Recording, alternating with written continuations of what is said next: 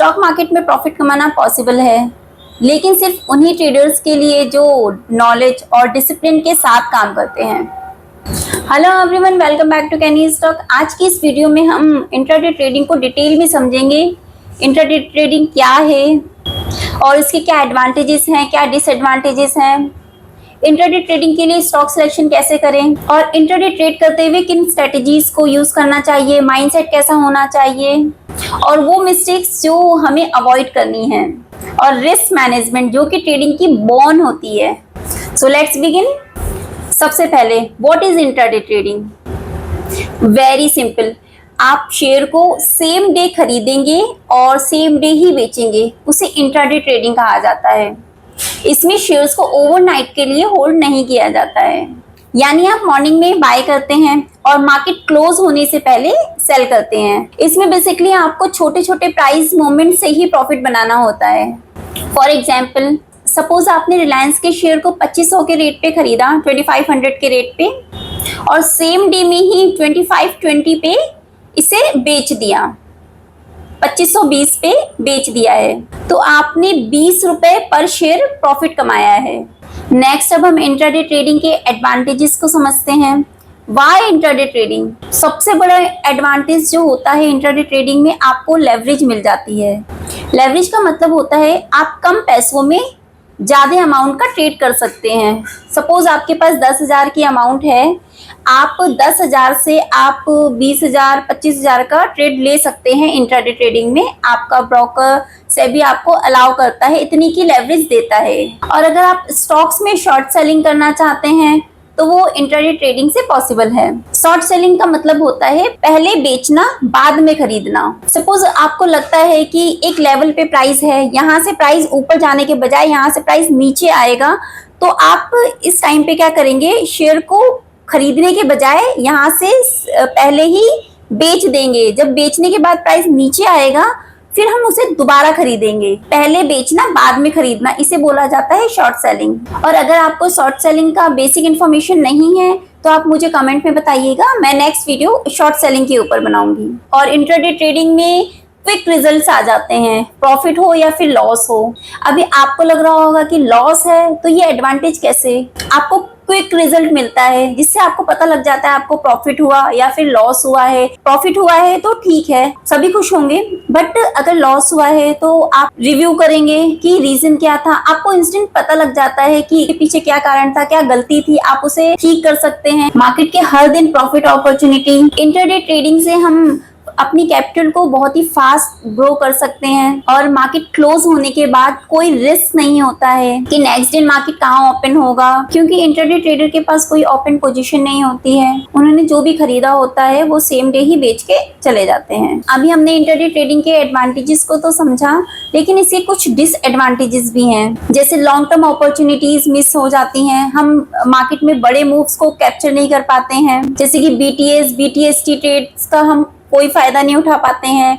Market gap up हुआ, gap down हुआ, इसका बेनिफिट एक इंट्राडे ट्रेडर कभी नहीं ले पाता है। और इंट्राडे में कई बार मूव बहुत ही फास्ट होते हैं जो कि मिस हो जाते हैं, जिस वजह से स्ट्रेस आता है, ओवर ट्रेडिंग होती है और ज्यादा लॉस होता है, जो कि एक ट्रेडर के इमोशंस को ट्रिगर करता है। इंट्राडे ट्रेडिंग में बहुत ही नॉइज होता है, बहुत ही नॉइजी होती है, कभी प्राइस ऊपर कभी प्राइस नीचे। बेसिकली इंट्राडे ट्रेडिंग में एक ट्रेडर इमोशनली एग्जॉस्ट हो जाता है, जिसकी वजह से उसे काफी स्ट्रेस होता है, मेंटली डिस्टर्ब भी हो जाता है। और इंट्राडे ट्रेडिंग हाईली रिस्की होता है और बहुत ही टाइम कंज्यूमिंग होता है। एक इंट्राडे ट्रेडर को कॉन्स्टेंटली स्क्रीन को मॉनिटर करना पड़ता है और इंट्राडे ट्रेडिंग के लिए हाई डिसिप्लिन का होना बहुत जरूरी है। अगर आप डिसिप्लिन और स्टॉप लॉस को फॉलो नहीं करते हैं तो आपका कैपिटल भी खत्म हो सकता है। अभी हमने ये समझ लिया है कि इंट्राडे ट्रेडिंग क्या होती है और इसके क्या फायदे हैं, क्या नुकसान है। अब हम ये जानते हैं कि जब हम इंट्राडे ट्रेड लेते हैं उस टाइम हमें किन चीजों को ध्यान में रखना है। इंट्राडे ट्रेडिंग बस क्या इतना ही है कि सुबह खरीदा और शाम को बेच दिया? बिल्कुल भी नहीं। इंट्राडे ट्रेडिंग के लिए मार्केट में 3 टाइम फेसेस होते हैं। फर्स्ट है 9:15 to 11 AM, जिसमें प्राइस बहुत ही फास्ट मूव करता है, हाई वॉलेटिलिटी होती है। नेक्स्ट होता है 11 AM to 2 PM, जिस टाइम पे मार्केट थोड़ी स्लो होती है, स्लो मूव करती है। और थर्ड होता है 2 PM to 330, जिसमें अगेन प्राइस फास्ट मूव करता है। बट इसका मतलब ये बिल्कुल भी नहीं है कि मार्केट इस टाइम पे स्लो ही मूव करेगा, इस टाइम पे फास्ट मूव करेगा।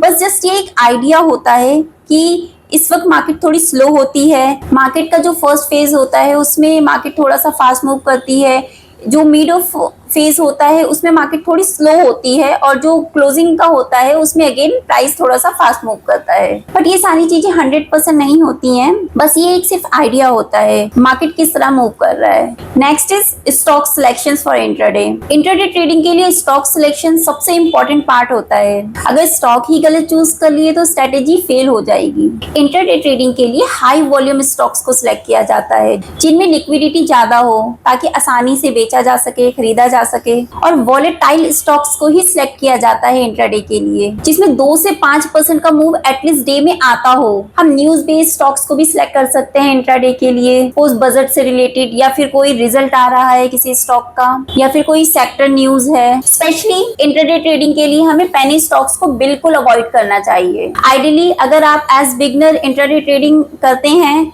तो आपको निफ्टी 50 के स्टॉक्स में ही इंट्राडे ट्रेडिंग करनी चाहिए, जो कि हाई वॉल्यूम स्टॉक्स होते हैं और वॉलेटाइल भी होते हैं। और जब भी हम इंट्राडे ट्रेडिंग करेंगे तो हम कुछ बेसिक चीजों का जरूर ध्यान रखेंगे, जैसे कि मार्केट का ट्रेंड, सपोर्ट, रेजिस्टेंस और कैंडलस्टिक पैटर्न्स। इंट्राडे ट्रेडिंग के लिए आप ब्रेकआउट स्ट्रेटजीज का यूज कर सकते हैं। जिन भी स्टॉक्स में ब्रेकआउट आ रहा हो, जो भी अपने सपोर्ट या रेजिस्टेंस के पास हो, आप उन्हें ट्रेड कर सकते हैं। जैसे ही वो सपोर्ट या रेजिस्टेंस ब्रेक होता है, रीटेस्ट के टाइम पे आप उसमें एंट्री प्लान कर सकते हैं। सेकंड, आप मूविंग एवरेजेस के क्रॉसओवर पे ट्रेड प्लान कर सकते हैं। आप मूविंग एवरेजेस के लिए 5 EMA और 20 EMA का क्रॉसओवर पे आप ट्रेड ले सकते हैं, जैसे कि आप एग्जांपल में देख सकते हैं। जब भी 5 EMA जो होगा वो 20 EMA को क्रॉसओवर करेगा, उस टाइम पे आप अपनी एंट्री प्लान कर सकते हैं। और हमेशा ध्यान रखना है कि इंट्राडे ट्रेडिंग के लिए हम सिस्टम को ही ट्रेड करेंगे, इमोशंस को ट्रेड नहीं करना है। अगर हमें हमारी स्ट्रेटेजी एंट्री एग्जिट देती है तो ही हम एंट्री लेंगे,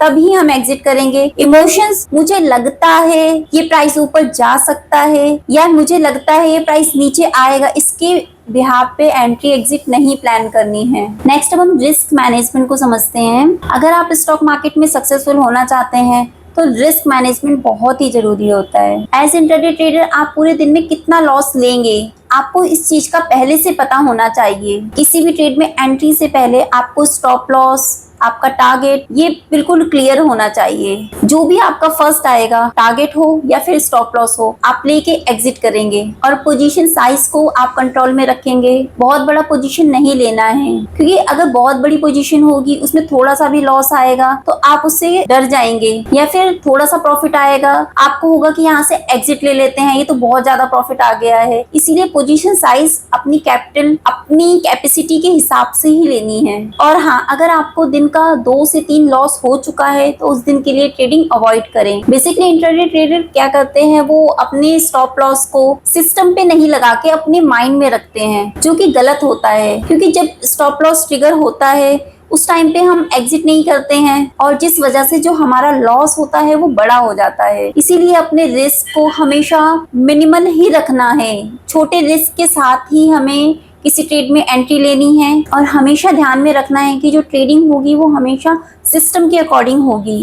एंट्री एग्जिट प्लान्ड होनी चाहिए, आपकी स्टॉप लॉस का पता होना चाहिए, टारगेट का पता होना चाहिए। तो अगर आप डिसिप्लिन ट्रेडर हैं तो इंट्राडे ट्रेडिंग आपके लिए बहुत ही पावरफुल इनकम सोर्स बन सकता है। बट रिस्क मैनेजमेंट और सिस्टम के साथ ही, अदरवाइज ये गैम्बलिंग बन जाती है। इसीलिए हमेशा एक स्ट्रेटेजी, माइंडसेट और स्टॉप लॉस के साथ ही मार्केट में एंट्री लें। अगर आपको आज की वीडियो हेल्पफुल लगी हो तो वीडियो को लाइक करें, शेयर करें और चैनल को सब्सक्राइब करें, और कमेंट में बताएं कि आपको इंट्राडे के लिए सबसे बेस्ट स्ट्रेटेजी कौन सी लगती है। मिलते हैं अगली वीडियो में।